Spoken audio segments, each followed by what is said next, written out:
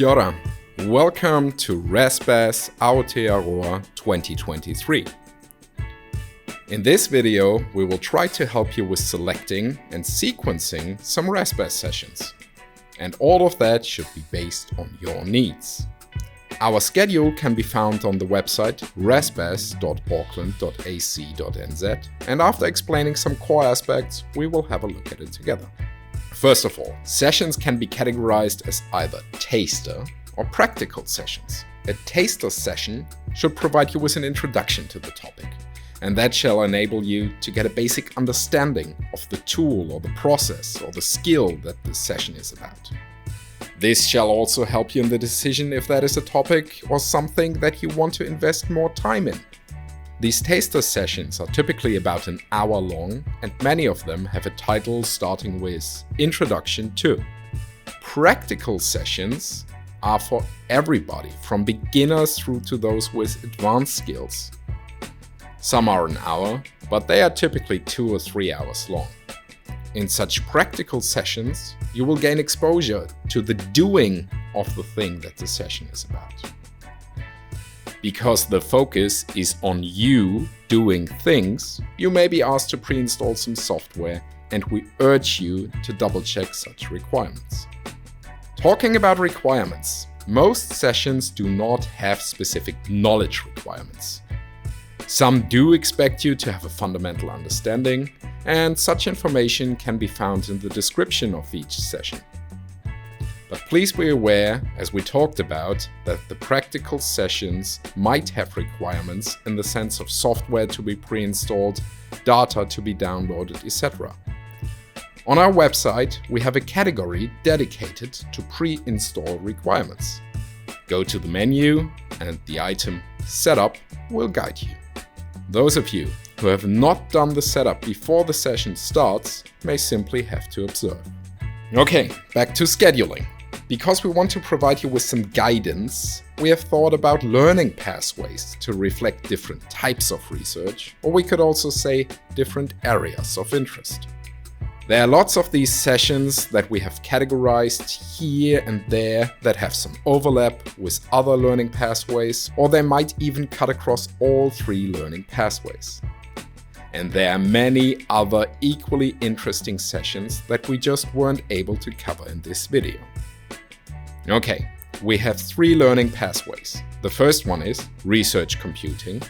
The second one is publications, engagement and impact. And the third one is data collection and cleaning. Okay, so let's start with research computing. This often involves topics that are related to data science, but that doesn't mean that you have to be a data scientist. At first, let's explore what we can do. This is mostly about different programming languages such as Python, R, and Julia, as well as the command line interface. Next, we talk about how to apply this, or what resources to use.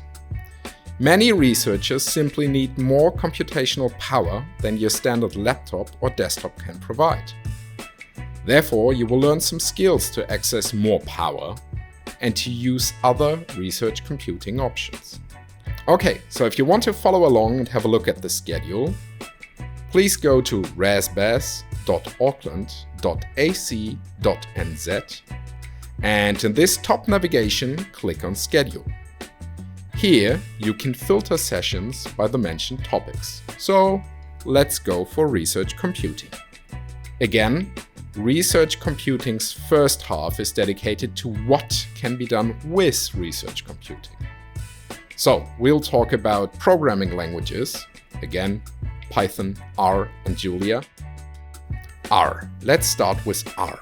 R is very commonly used, and it originated from research needs to undertake statistical analysis and to create graphics.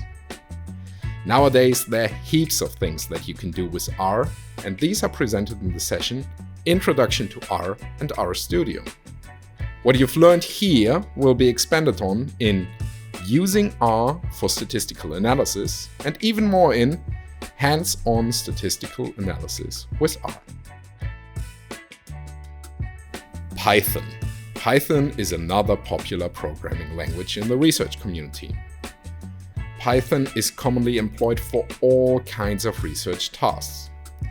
To get an overview, we recommend attending the taster session, How Can Python Help Your Research? And if you already had one or now developed a taste for Python, Introduction to the Python programming language gets you started with hands-on coding in Python. Maybe you face some challenges in your research with handling, changing, manipulating not one, but maybe hundreds or even more files. The session Python for Image Manipulation and Repeatable Research Pipelines helps you in making Python do the work so you can free up some time to focus on other research tasks. Even though you can run many aspects of R and Python in a graphical user interface or GUI, so you can run them independent of something that we refer to as CLI, the command line interface, or others might call it a terminal version, sometimes it comes in really handy to have such skills. So using this terminal or CLI version might give you more functionality, or you can automate tedious tasks, or you can create something repeatable and therefore something that helps you with research reproducibility, and these things become more and more important. In the session Introduction to Command Line, you will be familiarized with important commands, but also the related mindset and the syntax. Syntax is a fancy way of saying how you have to type things out, often upper or lowercase, dashes, or even the sequence matters. As a next step, you can apply these skills in the session using the command line to find, replace, and manipulate data. The session title gives away a lot and might save you hours of work. Another aspect of research with computing that is trending right now is what some refer to as AI or artificial intelligence, or others might just call machine learning or ML. The relatively new language Julia aims to unite the need for controlling what is going on under the hood while also being user-friendly. Therefore, we have 3 sessions dedicated to Julia, and these build upon one another. Firstly, there's the session What is the Julia programming language and is it right for me? Then, in the session Getting started with the Julia programming language, you will see more details. And ultimately, in the session Introduction to using Julia for machine learning, you will get hands-on experience with Julia and machine learning. So, we just talked about programming languages and machine learning, and we have looked at what can be done with research computing. Let's shift the focus to how to apply what we just talked about, or in other words, what resources to use. Machine learning and many other tasks supported by programming require heaps of processing power. Power that your laptop or desktop maybe isn't able to provide. You might need something more beefy.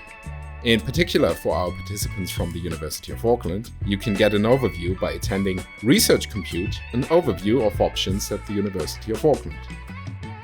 And then there are 2 sessions for the New Zealand e-science infrastructure, NESI, who offer high-performance computing, or some of you might know that as HPC. The first session has the telling name, What is NESI? New Zealand's high-performance computers. And knowledge you've acquired here can be put into action in the session Introduction to High-Performance Computing with NESI. Thanks for your time. We talked about one learning pathway. We will cover the other 2 in upcoming videos. And we look forward to seeing you at ResBaz Aotearoa 2023. Enjoy!